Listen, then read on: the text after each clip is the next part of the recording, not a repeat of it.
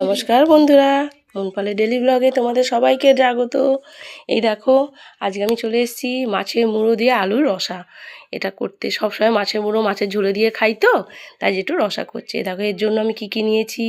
প্রথমে আলুটাকে টুকরো টুকরো কেটে নিয়েছি, মাছের মুড়োগুলো ভেজে নিয়েছি, তোমরা দেখতেই পেয়েছো।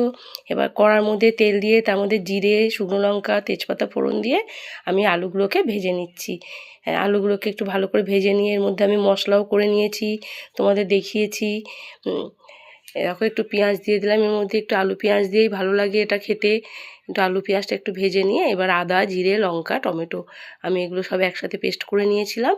সেই মশলাটা এর মধ্যে দেবো। তার আগে নুন দিয়ে দেবো, হলুদ দিয়ে দেবো, একটু জিরের গুঁড়ো দিয়ে দেবো।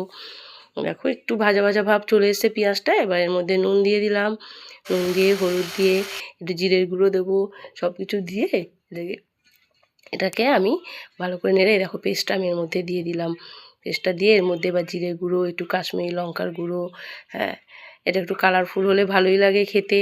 কাঁচা লঙ্কা প্রথমে পেস্ট করে দিয়ে নিয়েছি, এটার কালারের জন্য একটু কাশ্মীরি লঙ্কার গুঁড়ো দিয়ে এই দেখো এটা কষিয়ে নিয়েছি। এই দেখো আমার কষাটা মোটামুটি হয়ে এসেছে। হওয়ার পরে এবার এর মধ্যে সুন্দরভাবে কষে গেছে। এবার এর মধ্যে আমি জল দিয়ে দেবো।